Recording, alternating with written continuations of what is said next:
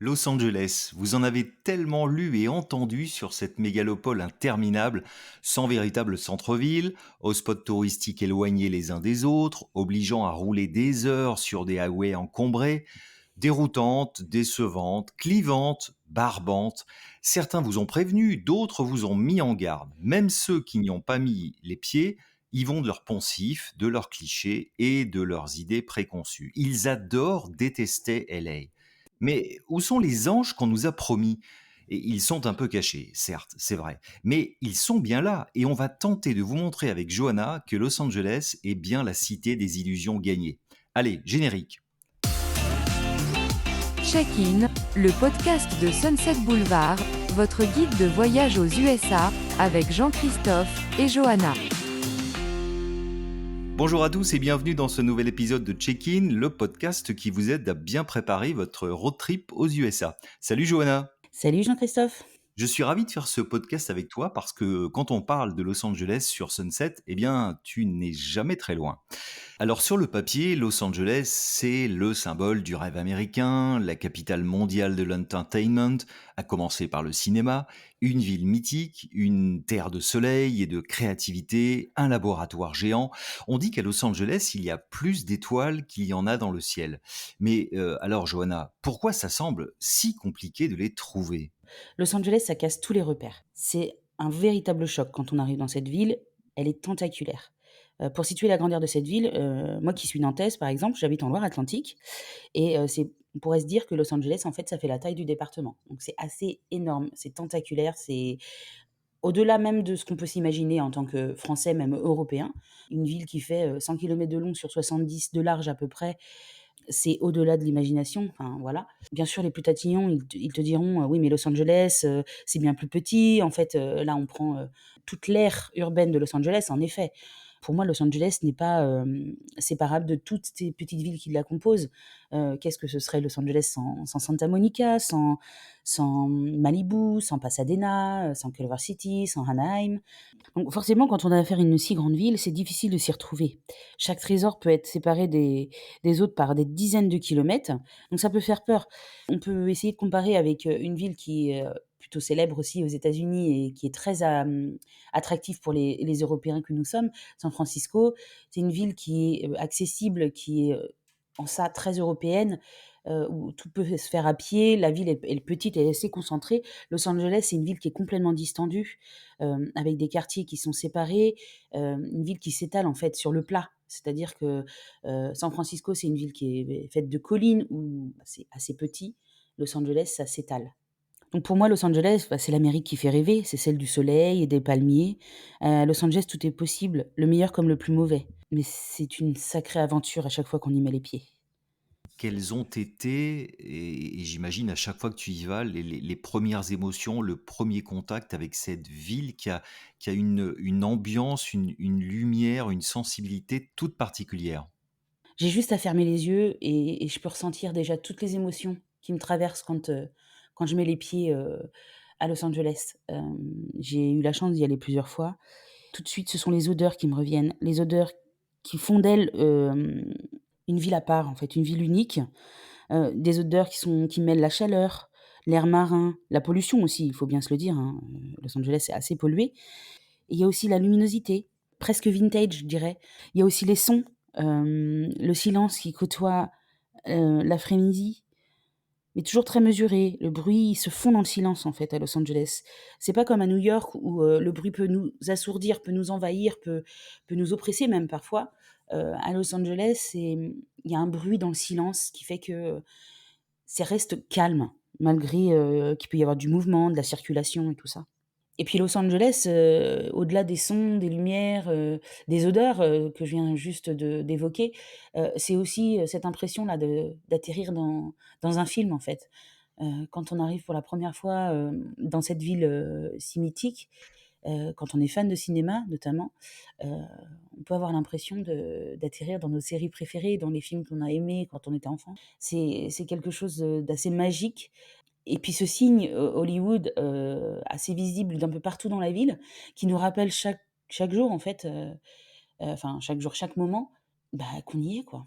Alors trop souvent, Los Angeles se résume à quelques spots ultra touristiques comme Hollywood Boulevard, Venice Beach, les studios Universal.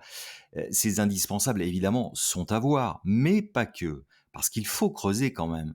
Et on va vous faire découvrir l'autre Los Angeles à travers 4 secteurs que tu as choisis, Johanna. Oui, en effet, alors, j'ai eu la chance de faire pas mal de séjours à Los Angeles. Donc bien sûr, mon 1er séjour, j'avais un peu, sélectionné les quartiers les plus, «touristiques» entre guillemets parce que, j'avais quand même fait des coins un peu, excentrés. Mais globalement, voilà, je m'étais un peu focalisée sur, comme tu le dis si bien, Hollywood Boulevard, Venice Beach, Universal Studios bien sûr et Beverly Hills. Et Hmm. quand j'ai eu l'occasion d'y retourner, plus tard, j'ai voulu voir le Los Angeles, non touristique, celui qui me faisait vraiment rêver finalement. Parce que si on se cantonne de ces éléments touristiques, je pense qu'on passe à côté de cette ville, et on peut en effet en ressortir un peu frustré. Heu, Parce que c'est là où se concentrent tous les touristes. C'est pas forcément ce qu'il y a de plus intéressant dans la ville, même si c'est à faire, hein, je suis bien d'accord, mais voilà, ça serait dommage de se contenter que de ces, endroits-là. Moi, j'ai sélectionné, 4 quartiers. Alors, il y en a des tas, hein, on pourrait y passer des heures, hein, mais voilà, j'en ai sélectionné 4 qui, je pense, parleront, à la plupart d'entre vous. Pour commencer, il y avait Downtown LA. Alors Downtown LA, on imagine bien sûr, le quartier des affaires, Broadway, Olvera Street, Union Station. Mais pour moi, Downtown LA, c'est pas que ça. Enfin, il se trouve que dans ce quartier-là, il y a mon endroit préféré à Los Angeles, c'est Echo Park Lake. C'est un petit quartier, un peu excentré de downtown, mais vraiment pas très loin, à 5-10 minutes en voiture maximum. C'est un petit havre de paix, c'est un petit étang en fait où on peut faire du pédalo, avec une magnifique vue sur la skyline de Los Angeles. C'est un lieu un peu hors du temps où les gens prennent le temps de chiller, voilà, de se promener, de manger, de pique-niquer. C'est un de mes endroits favoris, clairement. Mais Downtown LA, c'est aussi, des petits quartiers un peu typiques. Tu as Little Tokyo, qui est un petit quartier, japonais vraiment sympa, avec des tas de restaurants, assez alléchants, je dois dire. Je pense que ça peut être un bon arrêt pause, repas du midi, Little Tokyo. Et puis, pour ceux qui aiment la culture, il y a des musées aussi dans Downtown LA. Alors, je veux parler d'un qui est assez connu parce qu'il a ouvert il y a pas si longtemps que ça, mais on en a pas mal entendu parler, c'est The Broad. C'est, un musée d'art moderne, gratuit, qui plus est, donc c'est plutôt intéressant et vraiment un musée super sympa avec une architecture, assez étonnante. Et ce qu'on pourrait dire, c'est que on est complètement dans l'antithèse de New York, par exemple, pour ne citer Oui, que cette ville, c'est que on est dans le «centre-ville» entre guillemets de LA et pourtant on est dans des petites bulles de douceur. On n'a pas l'impression d'être au cœur d'une mégalopole. tout à fait, alors c'est le quartier de Los Angeles où les buildings sont concentrés. Alors il y a d'autres quartiers où il y a des buildings, mais globalement, c'est le quartier où il y a le plus de buildings concentrés. Pour autant, c'est assez ouvert, assez, aéré, assez espacé. Il y a plein de parcs, plein d'espaces. On se sent pas, oppressé, on se sent pas Mmh. étouffé. Il peut faire un peu chaud parce qu'on est quand même assez éloigné de la mer, mais c'est vraiment un quartier où il fait bon flâner en semaine. Alors le week-end, un peu moins peut-être parce que malgré tout, ça reste un quartier des financiers, donc beaucoup moins vivant le week-end. Mais ça tend à changer. J'ai vu au fil des années que je trouvais que le centre des affaires, si on peut plutôt en parler comme ça, parce qu'il y a pas vraiment de centre-ville à Los Angeles, mais le centre des affaires en tout cas, je trouvais qu'il s'animait de plus en plus et il y a pas mal de choses qui y sont proposées désormais, donc qui en font un quartier, un peu moins craignos que ça a pu être par le passé. On se sent pas enclavé comme dans certaines mégalopoles américaines, quoi. Alors deuxième secteur, le Grand Hollywood. Alors on insiste bien sur grand parce que non, Hollywood ne se résume pas à Hollywood Boulevard. Alors pas du tout. Hollywood, c'est un quartier, assez grand en effet, et qui regorge de trésors. Faut pas se contenter du boulevard qui certes est à faire puisque voilà, c'est dans l'imaginaire populaire, Hollywood Boulevard, c'est les étoiles, c'est les stars, c'est les acteurs, c'est toute la féerie qui entoure Los Angeles. Et il y a du mieux sur Hollywood Boulevard parce que effectivement, il y a 10 ou 15 ans en arrière, c'était parfois assez moyen, surtout, tôt le matin ou tard le soir. Ça s'est quand même drôlement amélioré. Oui, bah, globalement, je trouve que Los Angeles, enfin, moi, en 10 ans, j'ai vu, quand même du changement, même ça dépend dans les quartiers dans lesquels on va, hein, bien sûr, tout est relatif, mais je trouve qu'il y a quand même, au niveau de la sécurité, ça a bougé, quoi. C'est plus aussi, comme tu dis, glauque, notamment Mmh. les matins et le soir, comme un peu downtown, en fait, finalement, qui avait cette réputation par le passé. Je trouve que ça change, au fil, du temps. Alors quels sont tes coups de cœur dans Ah ce alors grand Hollywood? alors le grand Hollywood, eh ben, il y aurait tellement à dire. Bah, déjà, en 1er lieu, je pense que je vais parler des Hills. Hollywood Hills, c'est un quartier assez chic, sur les hauteurs d'Hollywood. C'est situé à peu près au niveau du c'est assez grand, hein, les Hollywood Hills, mais c'est au niveau du Cygne, dans Hollywoodland. Alors c'est un quartier qui est vraiment sympa à faire. Il y a de nombreuses, balades, dans les quartiers résidentiels et tout ça. Et pas très loin, on a accès aussi à de merveilleuses randonnées. J'en citerai qu'une, The Tree of Life, que j'ai eu l'occasion de faire il y a quelques années et qui est juste, sensationnelle. Le terme est enfin, c'est vraiment ce terme-là que je peux pas en donner d'autres. Avec une montée sur le mont Lee, et une arrivée, en fait, il y a toute une randonnée à faire jusqu'au Signe Hollywood et avec des vues sur le réservoir, des vues sur, downtown Los Angeles, enfin sur toute la mégalopole en fait et c'est juste, incroyable, sensationnel. On Donc prend de la hauteur et on prend du recul. voilà, tout à fait. Le Grand Hollywood, c'est aussi, bah, les studios Paramount. Alors on parle beaucoup des studios, Universal, qui, sont à faire, hein, ça, la question se pose même pas, mais qui restent quand même très centrés sur le parc d'attractions. Pour les fans de cinéma, je trouve que, les studios Paramount, c'est quelque chose de plus complet, de plus typique. Alors, probablement que pour ceux qui ont un anglais un peu, pas forcément très, fourni, ça peut être un peu compliqué, mais j'ai l'occasion de voyager avec une de mes amies qui ne parle pas anglais et qui a toujours adoré les visites, des studios, typiques comme, Paramount, Sony et tout ça, ou la Warner et voilà, donc il y a les studios Paramount, c'est les derniers studios qui sont à Hollywood d'ailleurs, hein, il y en a plus. Oui, Ils ont tous déménagé. Voilà, ils sont tous dans la vallée. Heu, studio historique donc, hein, emplacement studio historique. historique avec une vue sur le Cygne, vraiment sympa et puis, très, très centré sur, le vieux cinéma, en fait. Voilà, faut aimer ces classiques, mais vraiment, vraiment sympa à faire et puis, pour ceux qui veulent en apprendre plus sur, les méthodes de tournage, sur, toute la technique, derrière tout ça, ben, je conseille vivement d'y aller, quoi. Oui, c'est une vraie immersion, hein, Mmh. dans le cinéma d'Hollywood comme on l'aime et c'est un très bel endroit. Et puis, pour ceux qui souhaitent voir le sigle, de manière, plutôt rapprochée, ce que je peux conseiller, c'est de faire le parc, Hollywood Lake, State Park qui est, situé à côté du réservoir, où on a une vue sur le sigle qui est juste, superbe et on peut, un peu, se poser, pique-niquer, ça peut être sympa comme endroit. Alors, il y a quand même aussi, faut pas l'oublier, le Griffith Park et son extraordinaire observatoire sur un promontoire qui est non moins extraordinaire. En effet, alors c'est vrai que j'en ai pas forcément parlé, de Griffith Observatory parce que c'est quelque chose quand même assez, touristique, bien que pas forcément mis en priorité, pour un premier séjour à Los Angeles. Mais c'est à faire enfin assurément avec, une vue sur, toute, le grand Los Angeles qui est incroyable, un sunset magnifique Oui. et puis, pour les férus d'astronomie, un musée qui est vraiment sympa à faire. Heu, mais bon, le Griffith Observatory se mérite.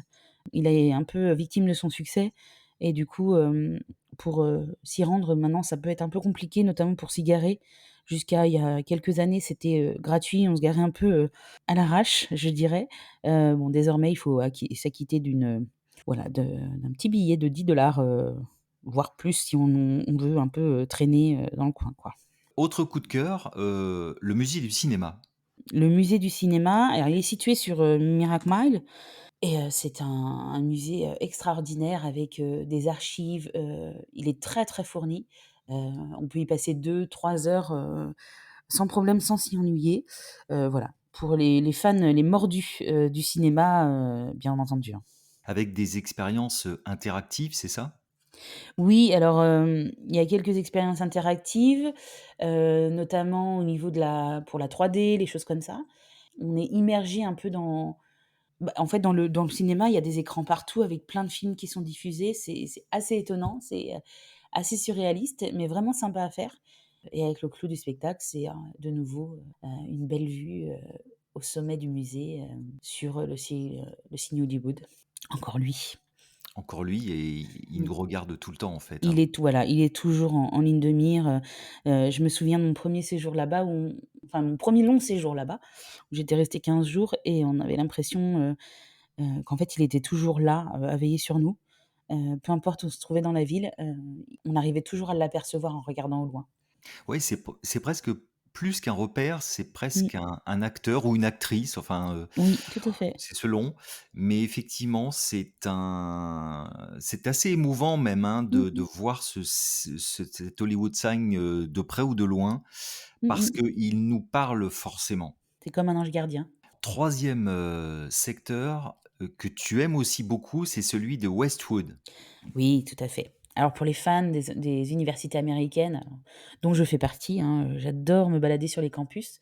Westwood, bah, c'est le lieu, de l'université de Californie de UCLA. Donc voilà, c'est un campus qui est magnifique, assez, hispanique avec, des pierres rouges et tout ça. Donc vraiment sympa à arpenter. Westwood, c'est aussi un quartier, c'est un petit village en fait, plutôt sympa, avec, pas mal de petits bâtiments historiques, beaucoup de restos, d'un budget assez correct parce qu'il y a quand même beaucoup d'étudiants qui vivent, dans ce quartier-là. C'est aussi le quartier où est situé, le Getty Center, Getty Museum, pardon. C'est vraiment à proximité de Westwood et pour ceux qui aiment allier culture et panorama, je conseille vraiment le Getty Museum parce que, c'est un musée super sympa à visiter et il y a des vues de folie, de là-haut. En plus, il est gratuit. Alors, il y a le parking est payant, mais de Westwood, il est largement possible de s'y rendre en transport. C'est vraiment un musée super sympa à faire. On y monte par un petit train, c'est ça? Oui, tout à fait, oui. En fait, le parking est situé en contrebas de la colline, enfin, montagne, colline, je sais Près pas de trop l'autoroute comment. 101 si je me souviens bien. Tout à fait, oui.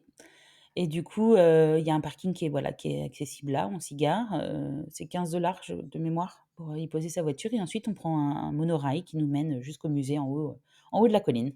C'est un musée qui est extrêmement lumineux, Oui, des volumes incroyables et puis, effectivement, il y a une vue panoramique aussi sur Los Angeles. C'est vraiment un lieu assez magique, assez lumineux, oui. hein. On passe de pièces intérieures au jardin avec les belles vues, enfin, c'est vraiment assez ludique et assez sympa à faire. Alors quatrième secteur, et ben c'est celui de la côte. Là, je me concentre un peu sur, la partie qui est finalement la plus, visitée, par les touristes, européens. C'est voilà, tout ce qui se concentre entre, Marina del Rey et Pacific Palisades.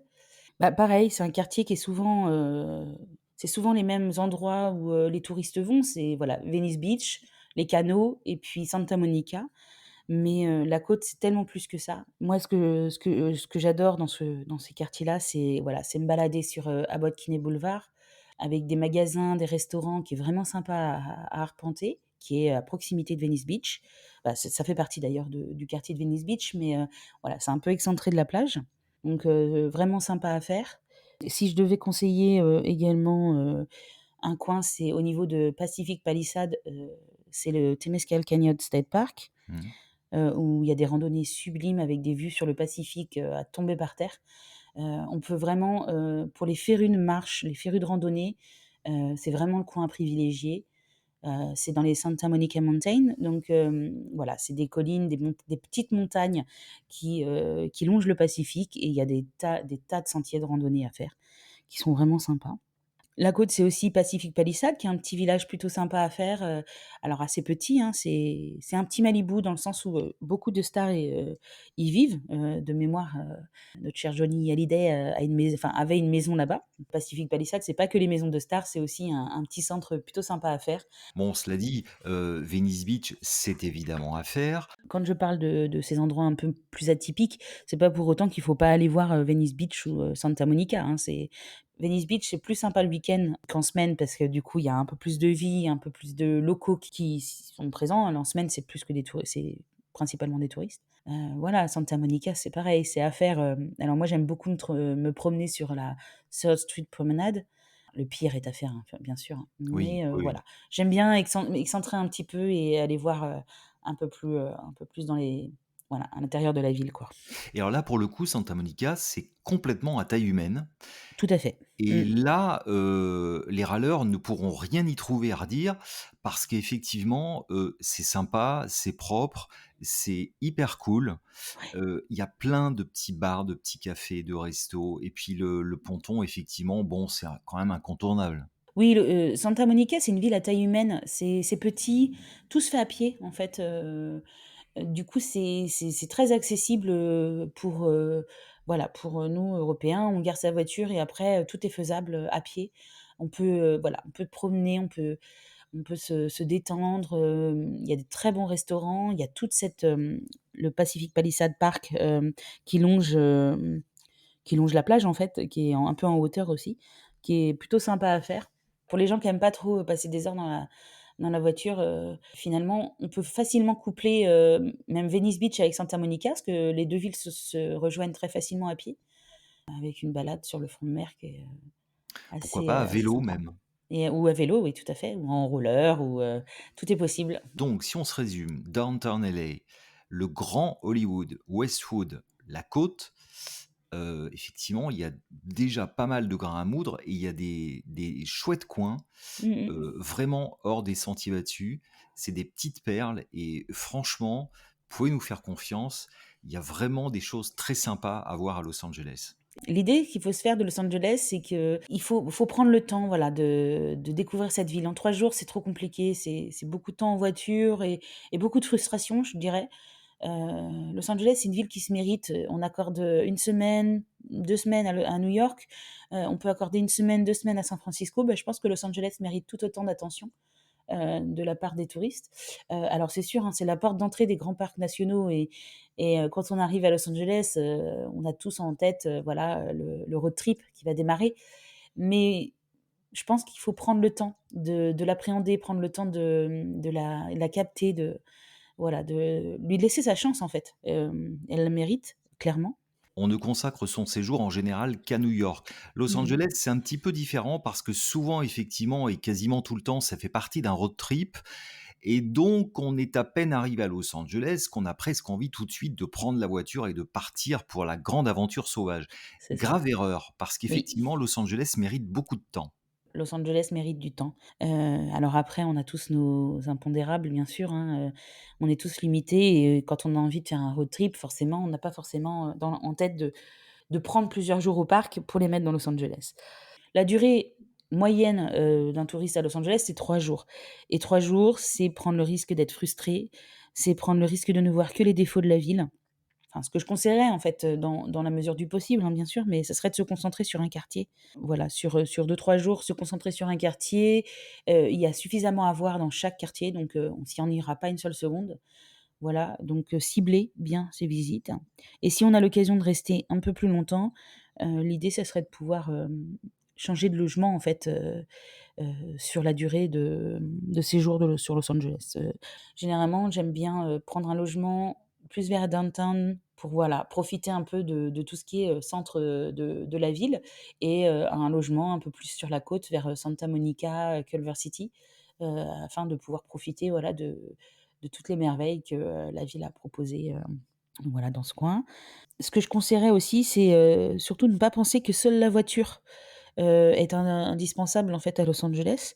Quand on se prépare plutôt bien, à la visite de cette ville, les transports en commun peuvent être une solution. Déjà pour s'éviter la fatigue des embouteillages, c'est plutôt bien desservi. Alors en effet, hein, si on loge à Downtown et qu'on veut aller, se balader, l'après-midi à Santa Monica, bah, ça s'organise tout ça parce que c'est assez excentré, c'est assez loin. Faut compter bien 1 heure de transport. Mais voilà, si on loge par quartier, les transports en commun sont quand même, plutôt bien développés et surtout ils sont pas chers du tout. Donc ça peut valoir le coup. Ouais, il faut bien comprendre qu'il serait totalement illusoire d'imaginer tout voir. C'est impossible. Non. Il vaut mieux, se concentrer sur certains secteurs, pas forcément d'ailleurs les plus touristiques, Mmh pour mh. mieux appréhender la ville et mieux l'aimer. Parce que le risque de vouloir espérer tout voir et de sélectionner souvent les spots, les plus touristiques, c'est de survoler les choses et de ressortir frustré, c'est ce qu'on disait tout à l'heure. De ressortir frustré, voire même, Déçu. déçu, tout à fait.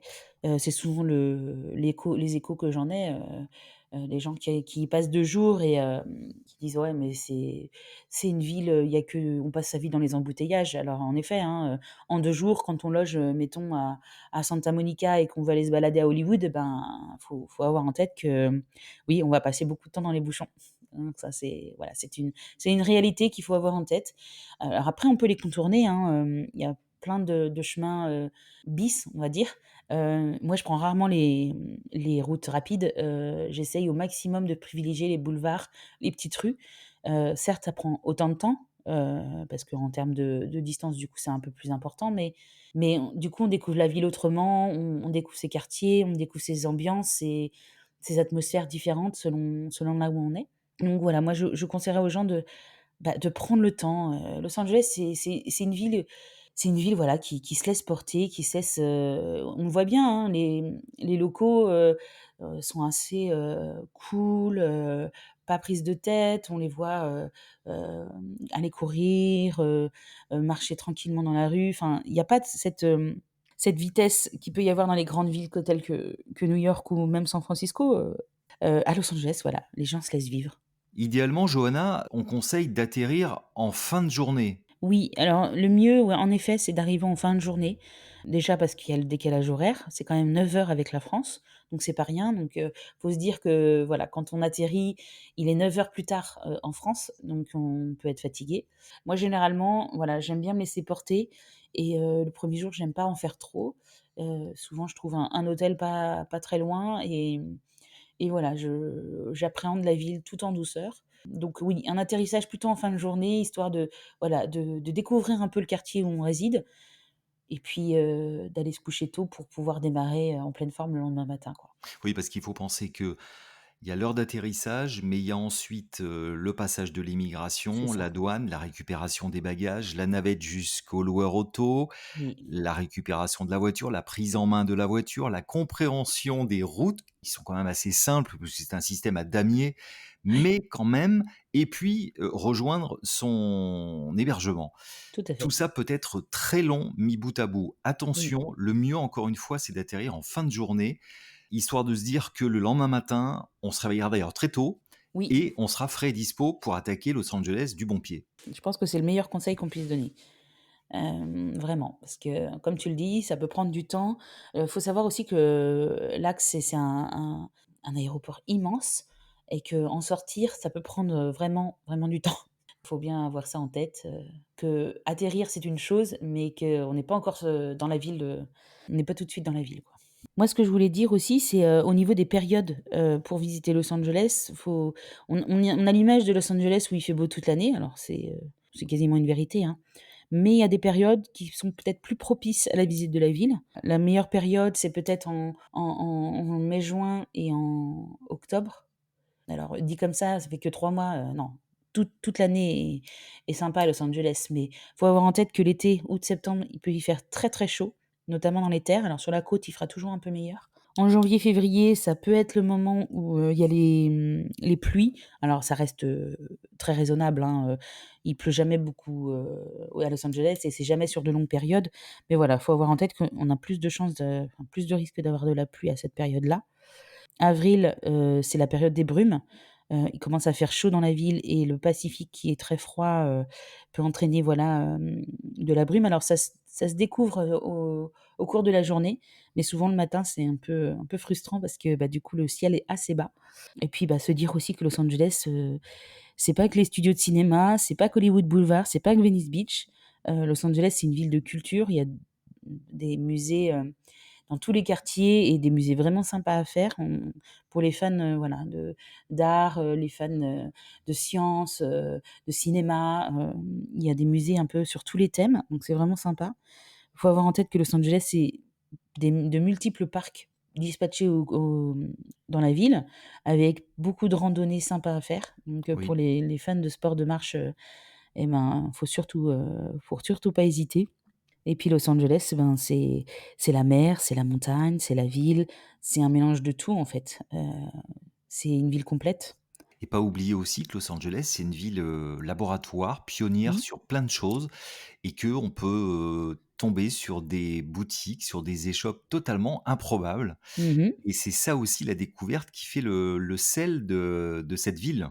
Et aussi, il faut pas oublier, c'est une ville très cosmopolite, avec un peu à l'image de New York, des quartiers un peu, ethniques, où on peut, manger, différents plats, du monde entier. Donc, c'est encore un point, positif pour cette ville, quoi. Et puis, ne pas, hésiter à aller vers les locaux. Ils adorent les Européens, ils Tout à fait. adorent les Français Oh oui. et ils sont très souvent, ravis de nous aider, de nous parler de leur ville et franchement, c'est toujours un plaisir d'échanger avec eux. Ils sont d'une bienveillance. Moi, c'est toujours ce qui me frappe, quand je vais là-bas. Alors Los Angeles, mais c'est assez, commun aux Américains, je trouve. Alors peut-être un peu moins dans les grandes villes de l'est, mais globalement, c'est vraiment la bienveillance qui ressort.